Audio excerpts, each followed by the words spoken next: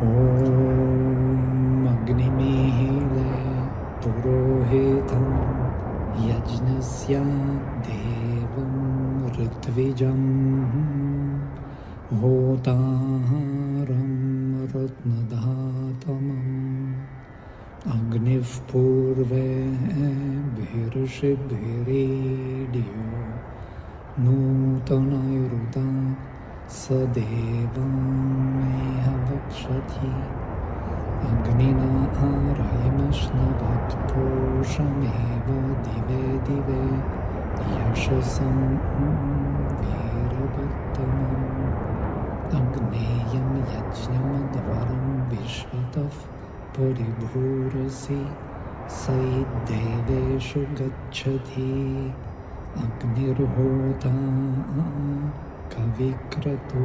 Satyashchitrashravastamaha Devo Deve Bhiragamat.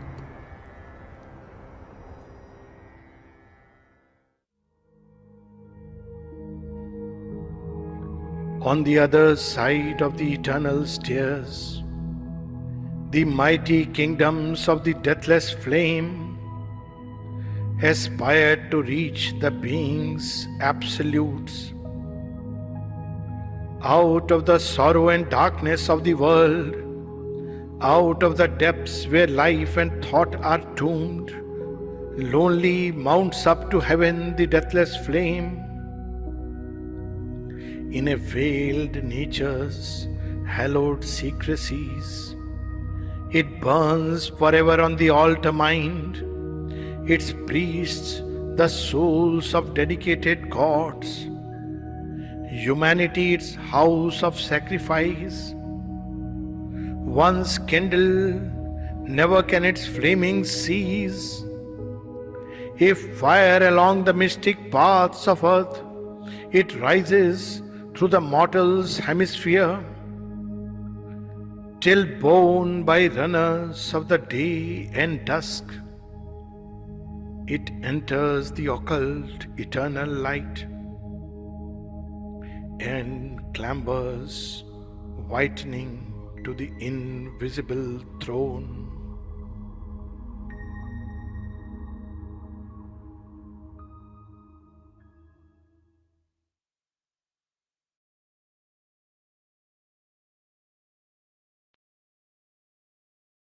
Welcome all to this community gathering in honor and celebration of Siddhi Day.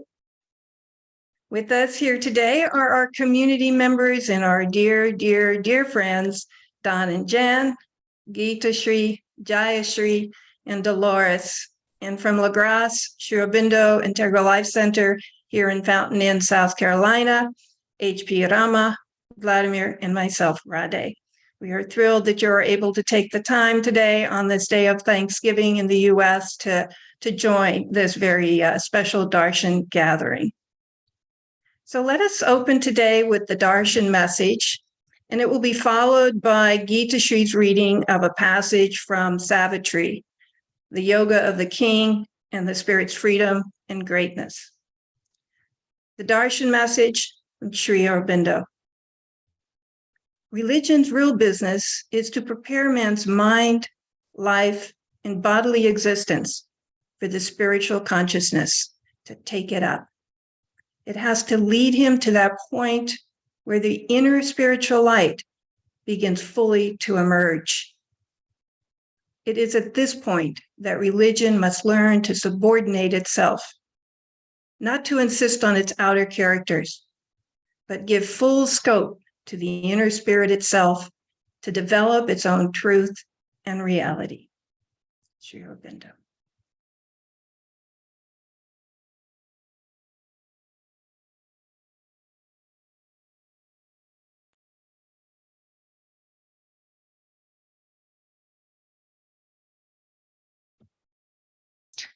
He had of time-born men admitted through a curtain of bright mind that hangs between our thoughts and absolute sight. He found the occult cave, the mystic door, near to the well of vision in the soul, and entered where the wings of glory brood, in the silent space where all is forever known. The body's rules bound not the spirit's powers. When life had stopped its beats, death broke not in. He dared to live when breath and thought was still. Thus could he step into that magic place, which few can even glimpse with hurried glance. Lifted for a moment from mind's labored works and the poverty of nature's earthly sight. All that the gods have learned is their self-known. There is a hidden chamber, closed and mute, are kept the record crafts of the cosmic scribe, and there the tables of the sacred law. There is the book of being's index page. The text and glossary of the Vedic truth are there. The rhythms and meters of the stars, significant of the movements of our fate. The symbol powers of number and of form, and the secret code of the history of the world, and nature's correspondence with the soul are written in the mystic heart of life.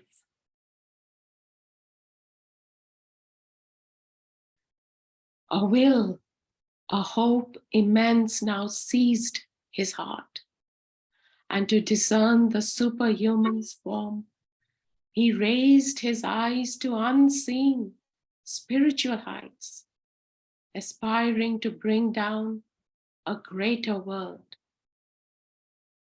The glory he had glimpsed must be his home.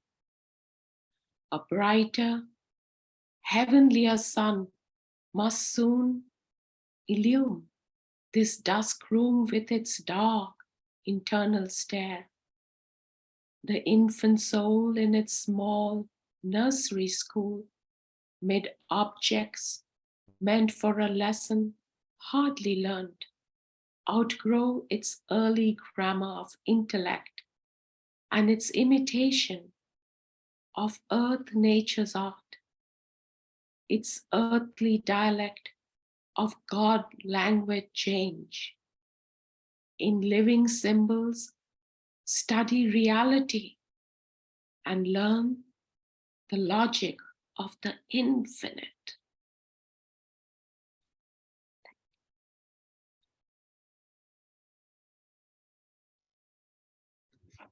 Thank you, Geeta Shri, for such a beautiful reading and beautiful passage from Savitri. So what we'd like to do now is a community is come together and narrate Sri Krishna's role in the development of integral yoga and his constant presence and influence on Sri Aurobindo's and the mother's lives that culminated in Siddhi Day on November 24th, 1926.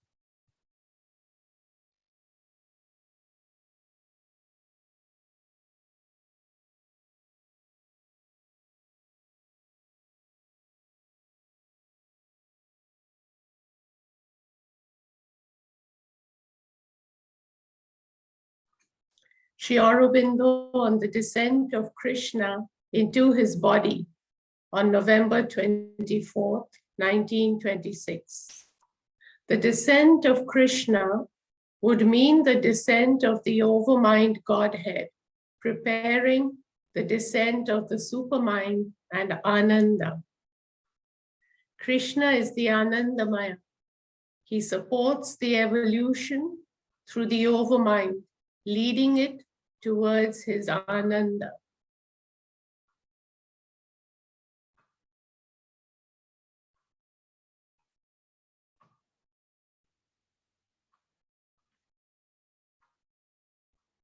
From the beginning, of Sri Aurobindo's spiritual life, Sri Krishna was his inner voice, guiding him in the crucial moments of Sri Aurobindo's life by sending him an adesh, a command. As an example of one of the adesh, when Sri Aurobindo was in Calcutta, he received a command from Sri Krishna to leave Calcutta and move to Pondicherry for the second phase of his life, leaving behind his political career to embark on the spiritual mission. Sri Aurobindo wasted no time and left immediately for Pondicherry. That was an adesh to Sri Aurobindo to start his spiritual mission on earth.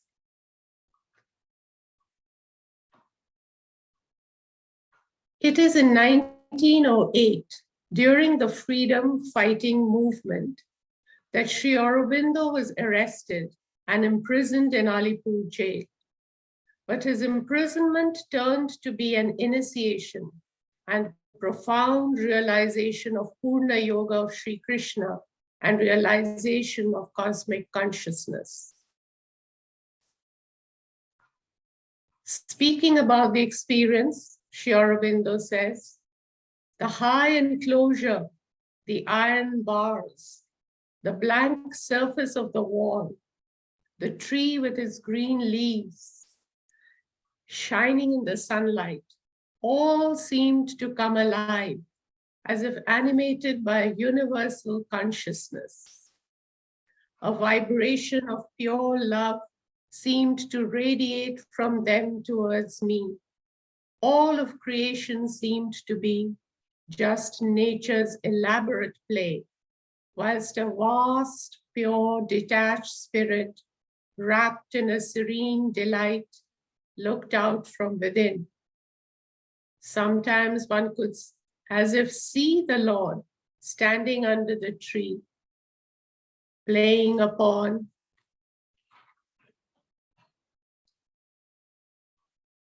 his flute of delight and drawing out my very soul with his sweetness. I was accompanied by a constant sense of being in the divine embrace or on the lap of the Divine Mother. These experiences overwhelmed my body and mind. A pure and wide peace reigned everywhere. It was an indescribable state.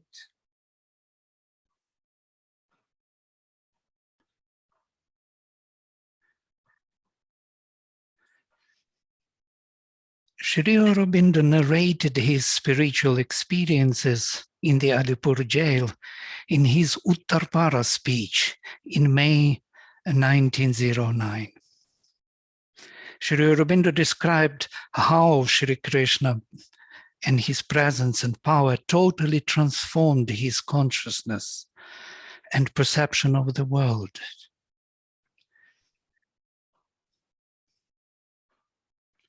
I looked at the jail that secluded me from man, and it was no longer by its high walls that I was imprisoned. No, it was Vasudeva who surrounded me. I walked under the branches of the tree in front of my cell, but it was not the tree. I knew it was Vasudeva. It was Sri Krishna, whom I saw standing there and holding over me his shade. I looked at the bars of my cell, and again I saw Vasudeva. I saw Narayana, who was guarding and standing sentry over me. Or I lay on the coarse blankets that were given me for a couch and felt the arms of Sri Krishna around me, the arms of my friend and lover. This was the first use of the deeper vision he gave me. I looked at the prisoners in the jail, the thieves, the murderers, the swindlers. And as I looked at them, I saw Vasudeva. It was Narayana, whom I found in these darkened souls and misused bodies. He spoke to me. I have brought you here to teach you what you could not learn for yourself, and to train you for my work. Then he placed the Gita in my hands. His strength entered into me, and I was able to do the sadhana of the Gita. When the case opened, he said to me, when you were cast into jail, did not your heart fail? And did you not cry out to me, where is thy protection? Look now at the magistrate. Look now at the prosecuting counsel. I looked, and it was not the magistrate whom I saw. It was Vasudeva. It was Narayana, who was sitting there on the bench. I looked at the prosecuting counsel, and it was not the counsel for the prosecution that I saw. It was Sri Krishna who sat there. It was my lover and friend who sat there and smiled. Now, do you fear? He said, I am in all men, and I overrule their actions and their words. My protection is still with you, and you shall not fear. It was not for the trial that I brought you here, but for something else. The case itself is only a means for my work and nothing more.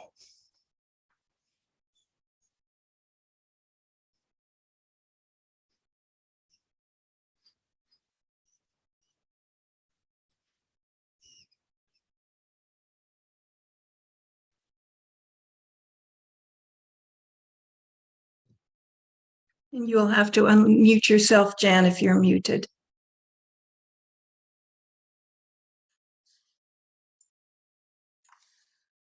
Long before she met Sri Aurobindo, Krishna was a significant presence in the mother's life as well. From the beginning, Mira was an unusual child. At a very young age, she became aware of a higher consciousness. In the agenda, she recollects, between the ages of 11 and 13, a series of psychic and spiritual experiences revealed to me not only the existence of God, but man's possibility of uniting with him, of realizing him integrally in consciousness and action, of manifesting him upon earth in a life divine. This, along with a practical discipline for its fulfillment, was given to me during my body's sleep by several teachers, some of whom I met afterwards on the physical plane. Later on, as the interior and exterior development proceeded, the spiritual and psychic relation with one of these beings became more and more clear and frequent. Although Mira knew little of Indian philosophy and religion at that time, she called this special being Krishna and was firmly convinced that one day she would meet him on earth. On March 29th, 1914, when Mother met Sri Aurobindo for the first time, she recognized him as the Krishna of her vision, the being who had been guiding her all along. She knew immediately that her place and her work were there in India at his side. The day after that first meeting, Mother wrote in her diary, "It matters little that there are thousands of beings plunged in the densest ignorance. He whom we saw yesterday is on earth. His presence is enough to prove that a day will come when darkness shall be transformed into light and thy reign shall be indeed established upon earth. And so began the great spiritual collaboration of Sri Aurobindo and the Mother. Once at the ashram, the mother had frequent visits from Krishna. She explains, in the past, when Sri Aurobindo was here, and I lived in that house which is now the annex, there was a large veranda, and I used to walk up and down on that veranda while Sri Aurobindo was in his room working. So I would walk alone, but I was never alone. Krishna was always there, and we always walked up and down together. He was just a little behind, I was a little in front, as if my head was on his shoulder. But I didn't have the feeling my head was resting on his shoulder.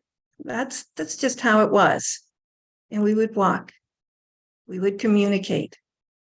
That lasted every day for more than a year. But then it ended. After I moved to my present room, I began walking up and down while reciting my mantra. Then Sri Aurobindo came, and he was at exactly the same place as Krishna had been, just behind the head. I would walk, and he was there. And we would walk together day after day, day after day. Walking with Sri Aurobindo was becoming so concrete, so marvelous, that I started thinking, why look after people and things? I want to remain like this forever. He caught my thought, and he said, I'm not coming anymore. And he stopped coming. So I said, very well. And I started my mantra again, but this time to the Supreme Lord. And I tried a lot to have the Supreme Lord come and walk with me in no other form but himself. And the force, the presence, everything was there. And I would feel him more and more clearly, staying like that, just behind me, impersonal. For a few days, I had a sort of feeling that I was close to something. And yesterday, for half an hour, the presence, an absolutely concrete presence. And it was the Supreme Lord.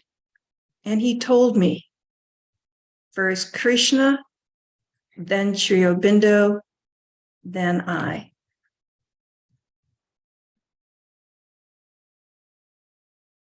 And the foundation of the ashram were laid, and the descent of the overmind or the Krishna consciousness took place on November 24th, 1926, 96 years ago.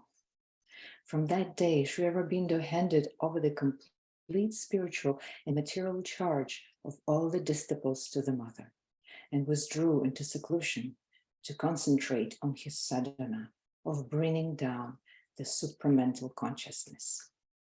Mother recollects those days. After a while, I too began having meditations with people. I had begun a sort of a mental creation to make each god descend into being. There was an extraordinary upward curve.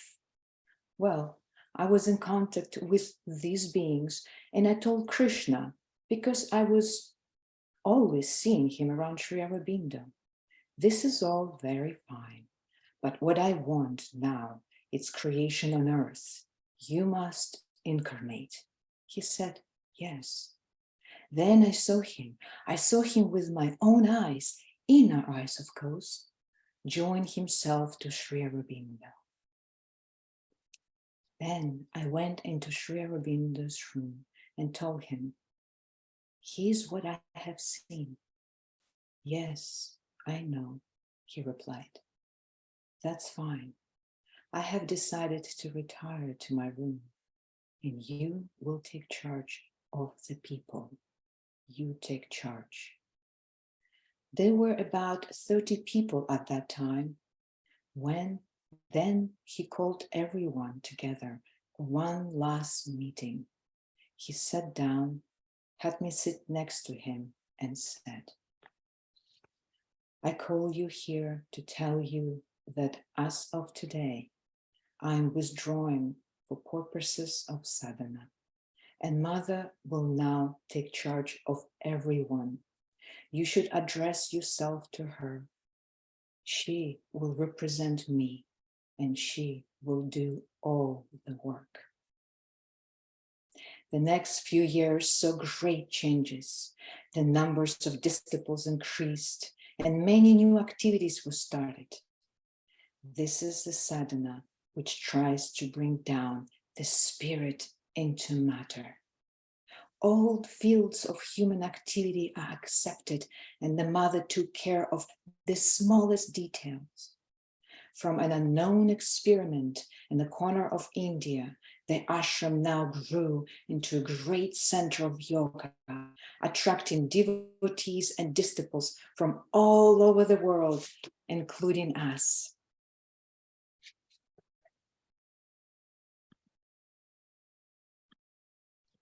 So this next passage is an offering of a musical rendering by Shakti Balu and a group of Aurovilians of Sri Aurobindo's poem, Krishna.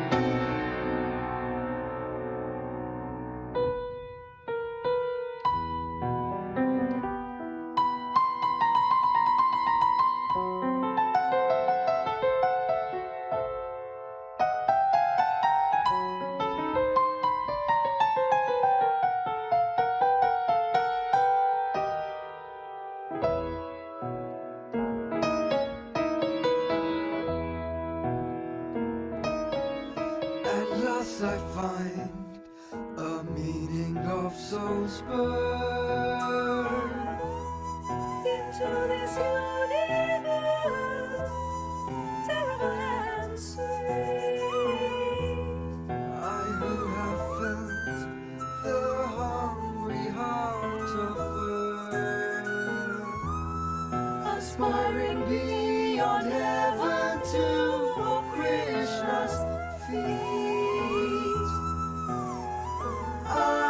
Seen the beauty of immortal life and heard the passion of the lover's flute and known the deathless ecstasy, surprise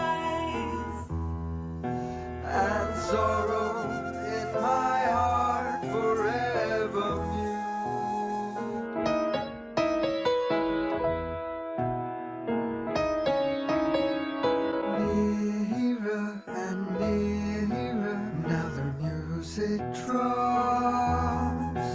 Life shudders with a strange felicity. All nature is a wide enamored pause, hoping her Lord to touch, to clasp, to be. I have seen the beauty of immortal life and heard the passion of the lover's flute and know the deathless ecstasy, surprise and sorrow in my heart forever mute.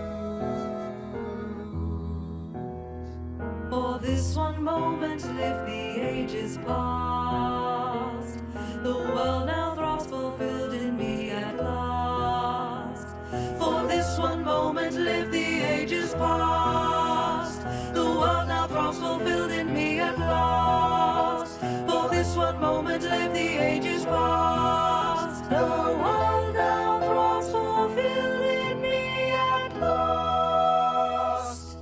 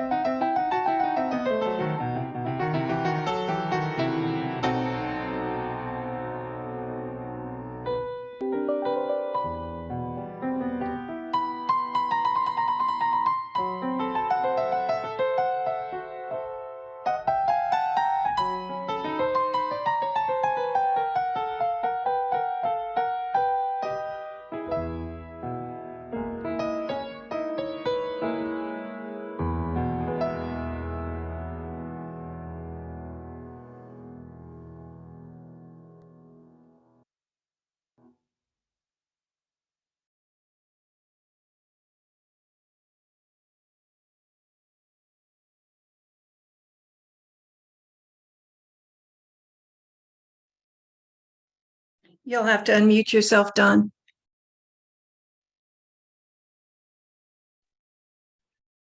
I'd like to share with you a story about Sri Krishna Prem, one of the great but not too well-known players in the story of Krishna and the integral yoga. Both Mother and Sri Aurobindo had great admiration for Sri Krishna Prem, who was born Ronald Nixon and was the first Westerner ever accepted into the Vaishnava order, the order of Krishna devotees. Sri Aurobindo frequently wrote of what he called Krishna Prem's rare ability to speak directly from the very source of truth. And there's an amazing account of when Sri Krishna Prem went to the mother for darshan. As he stood in front of her, the mother said to him, "And what do you want?" Without hesitation, he said, "To give myself." She looked deep into his soul and after a long silence said, "But you have given yourself." Once again, without hesitating, he replied, "Not enough." The mother later said, rarely had two words so deeply moved her. Dilip Kumar Roy, this is Dilip in the middle with Krishna Prem and the daughter of Krishna Prem's guru. Dilip was a dear friend of Sri Krishna Prem, one of Sri Aurobindo's most famous disciples, having received more than 4,000 letters from Sri Aurobindo. In fact, it was Krishna Prem's statement that he had never seen a better commentary on the Bhagavad Gita than that of Sri Aurobindo that led Dilip to the integral yoga. Even after Dilip declared himself a disciple of Mother Sri Aurobindo, he continued to have doubts, as he had long been a devotee of Sri Krishna. And the ashram disciples had been telling him if he continued to worship Krishna, he would only reach the overmental consciousness. And yet Sri Aurobindo himself repeatedly told Dilip it was the call of Dilip's soul that was leading him to worship Krishna. And that worship was so profound and so sincere that it absolutely would take him all the way to the Supreme.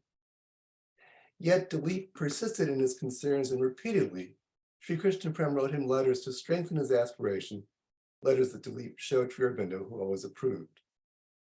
Here to close are a few of the inspiring words Sri Krishna Prem wrote to Dilip. "See Krishna, and you will see that all is him.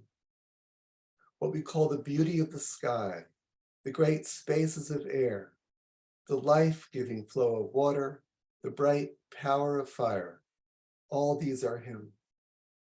Fill yourself with Krishna, occupy your thoughts with him, let all your actions be for him. Surely you will find him. See Krishna, think Krishna, act for Krishna, and if you believe me, you will find Krishna with the utmost certainty, though the world should crack and open up beneath your feet."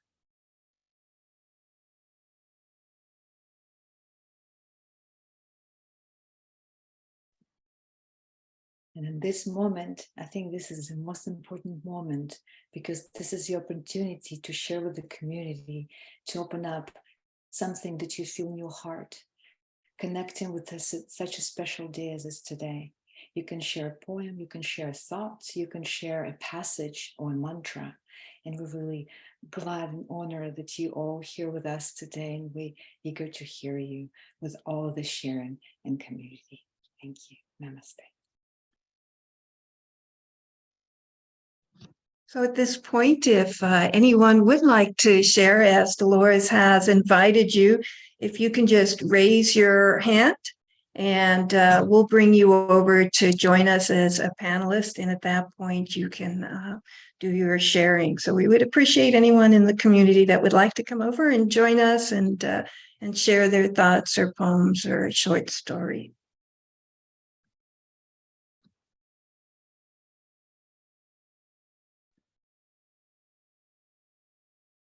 Okay, so I know that Soumya's here. Can we call on you, Soumya, to come and join us? I'm going to bring you over. I hope that's okay, Dolores. I don't see a hand raised, but I know she's always happy to There is Bala share. Sundari also. So after Soumya, you can. Sure, yeah. I see that.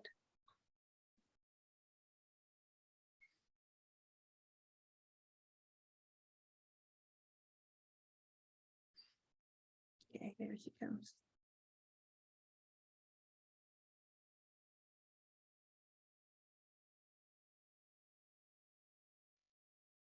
Please unmute yourself. And yeah, we'll just unmute. Namaste, everybody. On this beautiful day of Krishna's descent into physical, a beautiful Sanskrit verse comes to mind. I would like to chant that prayer.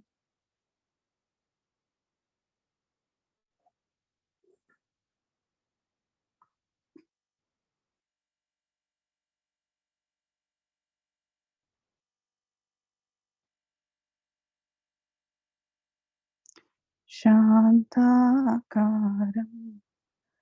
Bhujagashayanam Padmanabham Suresham Vishwadaram Gagana Sadirsham Megavaranam Shubhankam Lakshmikantam Kamalanayanam Yogahridgyanagamyam Vande Vishnum Bhavabhayaharam Sarvalokaikkanatham.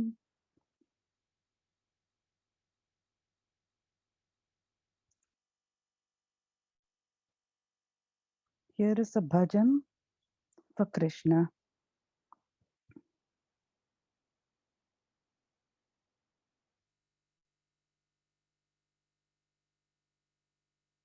Govinda Gopala Prabhu Giridhari Govinda Gopala Prabhu Giridhari Nanda Kishora Navanita Jora Nanda Kishora Navanita Jora Hridaya Nivasa Bada Hita Jora Govinda Gopala Prabhu Giridhari Govinda Gopala Prabhu Giridhari Nanda Kishora Navanita Jora Nanda Kishora Navanita Jora Hridaya Nivasa Bada Hita Jora.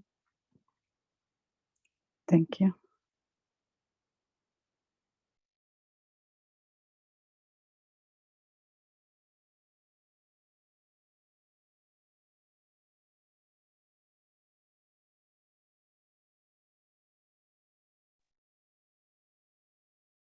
We also have Bala that's come across. Bala, would you like to open your video and share, please? Myself.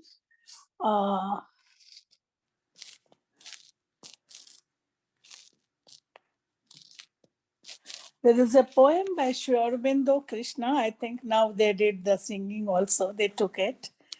He wrote the poem in 1917.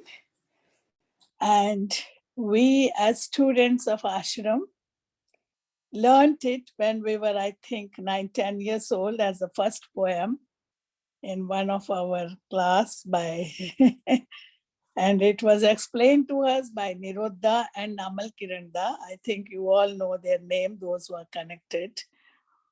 And I think I wrote it in the question. If one of you read, it will be fine. I wrote it in the question, that poem I wrote. I think you have the Krishna poem. I would love that some of you read it. That's the only request. I can read if you want. I think I have it with me. So Aurobindo Krishna poem.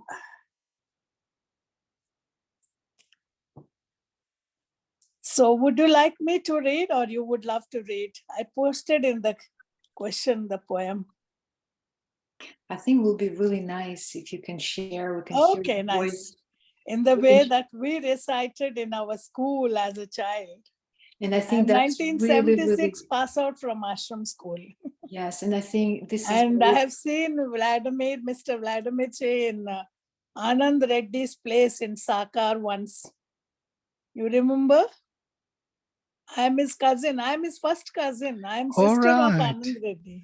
cousin All sister. right, lovely, lovely. I'm Can first cousin of Anand. We are same family, so yeah, can you show your video? We would like to see you also. nothing is there. So just Oh, I'm now in Boston, very adjacent place, I think. oh, okay.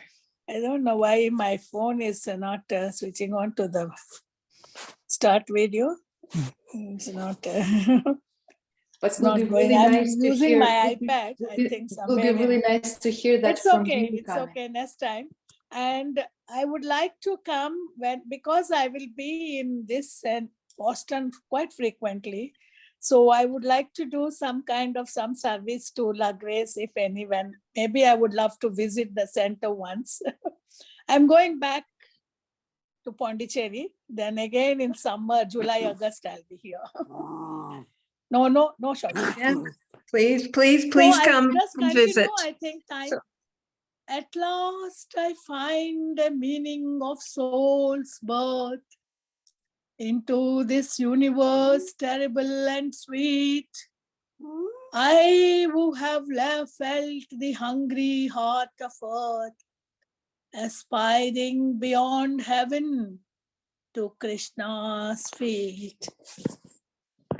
I have seen the beauty of immortal eyes and heard the passion of the lover's flute, and known a deathless ecstasy's surprise, and sorrow in my heart forever mute. Nearer and nearer now the music draws. Life shudders with a strange felicity. All nature is a wide and armored force, hoping her Lord to touch, to clasp, to be. For this one moment lived the ages past. The world now throbs, fulfilled in me at last. Thank you so much for this opportunity. I'm feeling I'm back in Pondi. And I'm fortunate that mine is the third generation in ashram. And my grandfather came when Sri Aurobindo was there.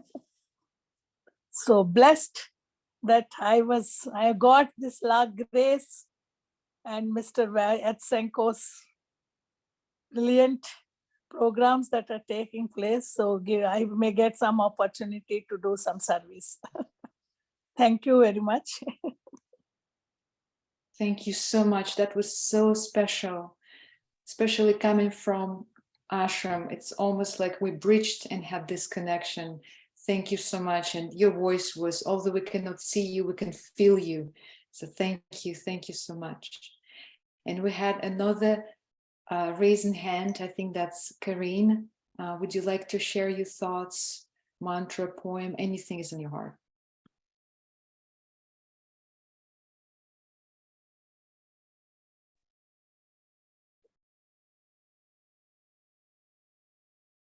Hello, everyone. What I have is a poem that I wrote a while ago, but feels like it's called for in this moment. It's very short. It's called Without This Love.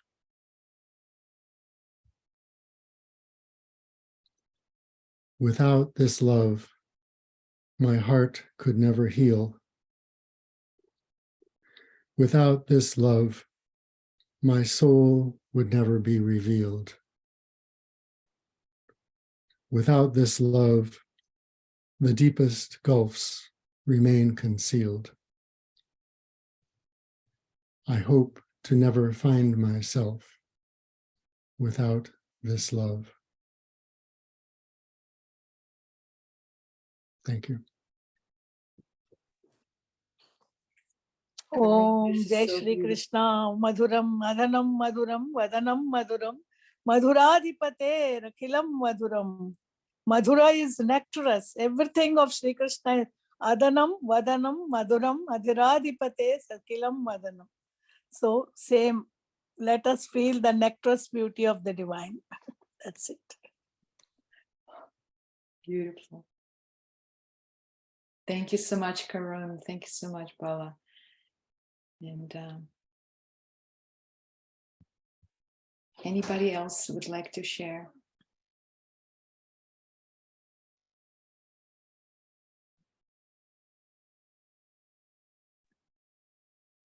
If we have 4 minutes, I have my favorite poem, and I would like to share it with Mother's voice.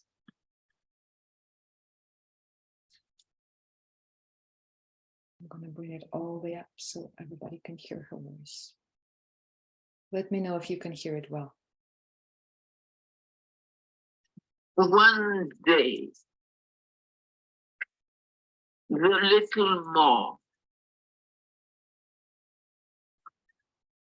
One day, and all the half deed is done.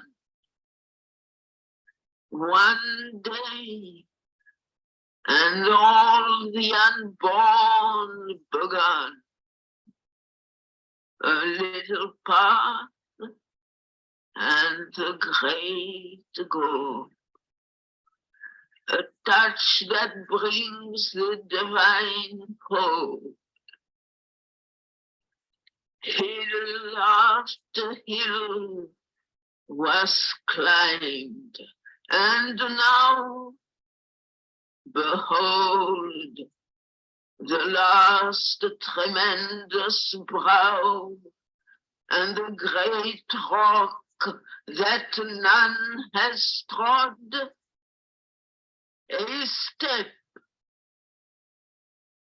and all is sky and God.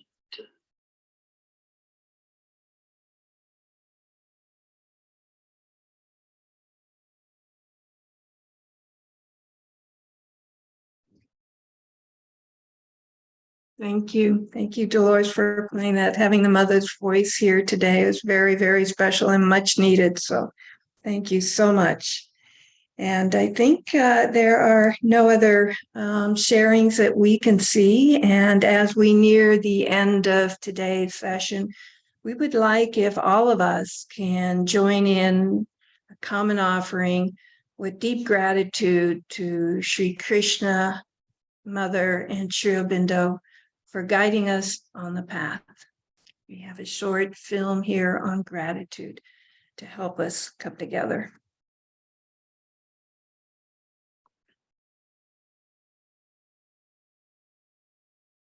One second.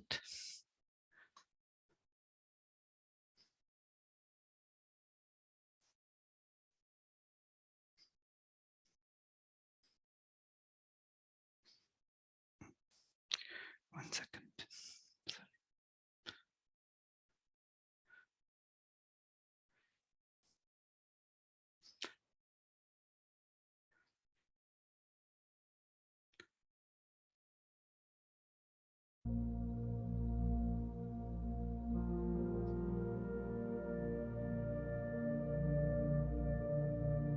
I have become a foam-white sea of bliss. I am a curling wave of God's delight, a shapeless flow of happy, passionate light, a whirlpool of the streams of paradise. I am a cup of His felicities, a thunder blast of His golden ecstasy's might, a fire of joy upon creation's height. I am His rapture's wonderful abyss. I am drunken with the glory of the Lord. I am vanquished by the beauty of the unborn. I have looked alive upon the Eternal's face. My mind is cloven by His radiant sword. My heart, by His beatific touch, is torn. My life is a meteor dust of His flaming grace.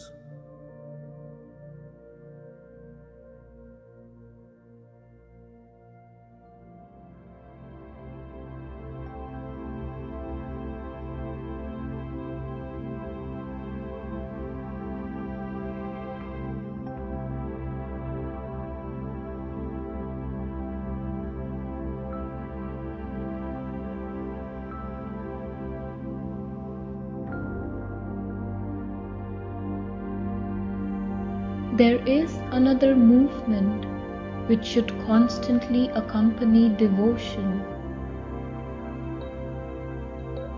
That kind of sense of gratitude that the divine exists, that feeling of a marveling thankfulness which truly fills you with a sublime joy at the fact that the divine exists,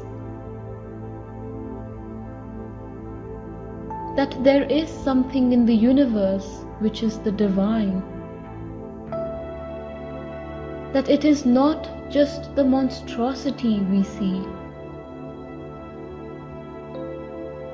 that there is the divine.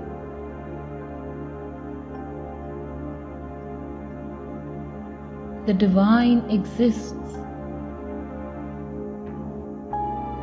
and each time that the least thing puts you either directly or indirectly in contact with this sublime reality of divine existence, the heart is filled with so intense, so marvelous a joy, such a gratitude as of all things has the most delightful taste.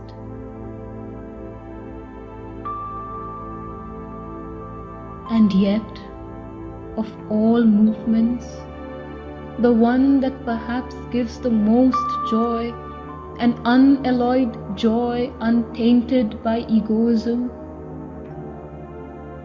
is spontaneous gratitude.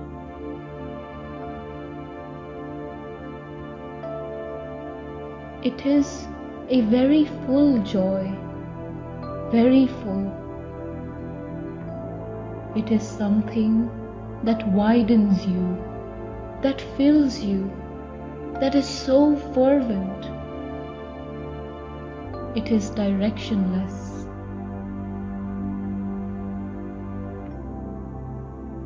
To feel simply happy, to be quietly happy, a happy gratefulness, a loving recognition of the grace received from the divine, a humble recognition of all that the divine has done and is doing for you. Always joyfully accept what is given you by the divine.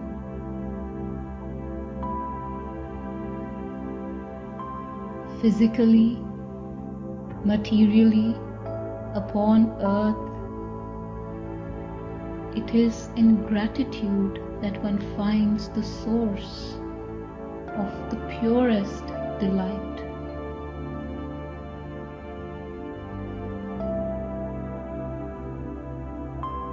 It is very difficult to keep up your gratitude.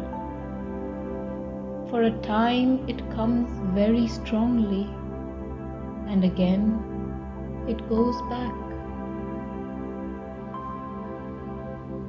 The pure flame of gratefulness must always burn in our heart, warm, sweet and bright, to dissolve all egoism and all obscurity. The flame of gratefulness for the Supreme's grace, who leads the sadhak to his goal. And the more he is grateful, recognizes this action of the grace, and is thankful for it, the shorter is the way.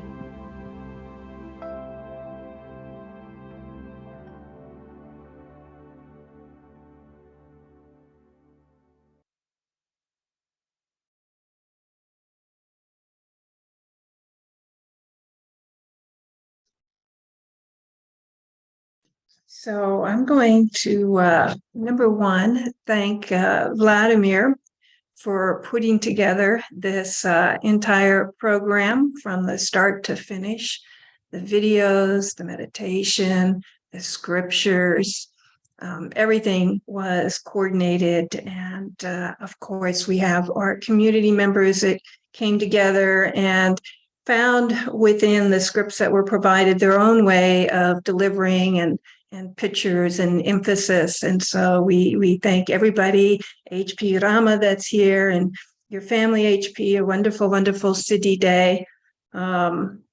We just heard Nodded, so even though Nodded wasn't live, it was his voice on the gratitude film. So I would just ask if at this time, either HP or Vladimir or anybody else here in the community would like to say a few parting words.